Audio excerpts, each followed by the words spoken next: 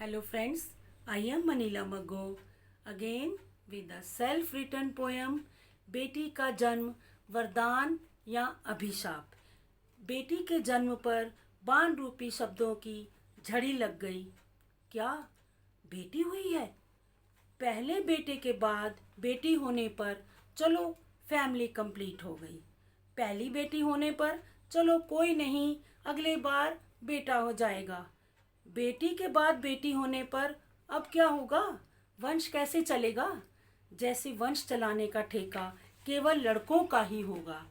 अब कोई पूछे इन वंश के ठेकेदारों से कि तुम जिसे बहू बनाकर लाते हो वह भी तो किसी की बेटी है, वह ही तुम्हारा वंश चलाने के लिए किसी वंश को जन्म देगी। बिना बहू के क्या बेटे का वंश चला पाओगे? केवल कुछ माननीय व आदरणीय लोगों का यह कहना कि लक्ष्मी आई है, सौभाग्य साथ लाई है, उनके प्रति मेरे मन में आदर व सम्मान भर गया और सिर श्रद्धा से झुक गया। और अब आई नामकरण की बारी। वैसे तो बेटी किसी को ना भाई, पर नाम रखने के नाम पर हुई बुआ, दादी और नानी में लड़ाई। अब कोई पूछे यह कैसा अधिकार, जब बेटी के होने पर किया उसका तिरस्कार। जब भेजना था बेटी को स्कूल, बड़े बूढ़ों ने लगा दी वाक वाच्यों की झड़ी। कोएड स्कूल तो ध्यान रखना, लड़कों के साथ वाली सीट पर मत बैठना, लड़कों से ज़्यादा बात मत करना, लंबी स्कर्ट पहनकर जाना, सहेली के साथ जाना और सीधे घर आना। सहेली स्कूल ना जाए तो तुम भी छुट्टी कर लेना। कॉलेज भेजने के नाम पर तो क्या होगा? पहले महाभारत होगा। अगर माँ कृष्ण का रूप लेकर सबको कन्विंस कर पाई तो ही कंटिन्यू होगी पढ़ाई। विषय कौन सा लिया जाए और कौन सा कॉलेज चुना जाए? कुछ बड़ों का यह कहना कि क्या करोगी आगे की पढ़ाई, तुम्हारी तो सारी जिंदगी ही घर गृहस्थी में समाई, तुम्हारी तो सारी जिंदगी ही घर गृहस्थी में समाई। फिर समझाने पर वे माने कि चलो पढ़ाई वह करो जो तुम्हें घर संभालने में काम आए।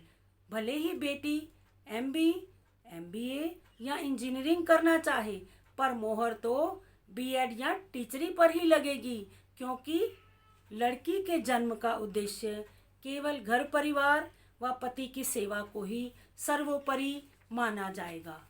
अगर भाग्य में पति सहयोगी हुआ तो जीवन धन्य, वरना जिंदगी कुंठा में ही गुजर जाएगी।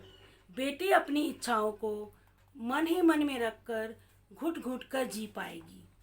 बच्चों और परिवार को सर्वोपरि रखते हुए समय आगे बीतता जाएगा। अधिकार तो बच्चे भी माँ पर पूरा रखेंगे। अगर माँ वर्किंग हुई तो पैसों का जोड़ तोड़ भी स्वयं ही कर लेंगे, पर कर्तव्यों को निभाने के नाम पर मुंह फेर लेंगे। बच्चों के विवाह के उपरांत या रिटायरमेंट के बाद फिर से होगी नारी रूपी बेटी की जिम्मेदारी। बेटे बहू नाती पोतों की सेवा करते करते कब उम्र आगे बढ़ती जाएगी पता ही ना चलेगा। ढलती शारीरिक व मानसिक शक्ति का एहसास किसी भी परिवार वाले को ना होगा। कभी माता पिता के अधीन, कभी पति के अधीन, तो कभी पति के ना रहने पर बच्चों के अधीन। कब टूटेगी यह अधीनता की जंजीर? कब टूटेगी यह अधीनता की जंजीर?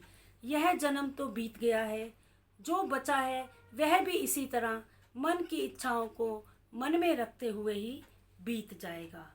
ईश्वर से यही कामना है कि अगर बेटी का जन्म हो, समाज की पहरेदारी ना हो, समाज की मानसिकता में भी सुधार हो, बेटी के सिर पर सदा पति का साया हो और बच्चों का निस्वार्थ व प्यार भरा साथ हो। पर कुछ सो कॉल्ड मॉडर्न लोग दिखावे के लिए बेटी के जन्म को एप्रिशिएट तो करेंगे, पर मन ही मन सोचते हैं कि काश बेटा ही हो जाता। पर वे यह नहीं जानते कि बेटा तो केवल विवाह होने तक उनका अपना है, लेकिन बेटियां उम्र भर साथ रहने की आशा व विश्वास रूपी कभी ना टूटने वाला सपना है। आशा व विश्वास रूपी कभी ना टूटने वाला सपना है। पर मेरी तो यही चाहत है पर मेरी तो यही चाहत है कि बेटी को मिले राज दुलारी, राज रानी व राजमाता सा प्यार व सम्मान। इसी आशा के साथ एक बेटी, एक पत्नी, एक माँ की परमात्मा से गुहार, बेटी का जीवन सुखी रहे, बेटी का जीवन सुखी रहे, उसे मिले प्यार, प्यार और प्यार। धन्यवाद।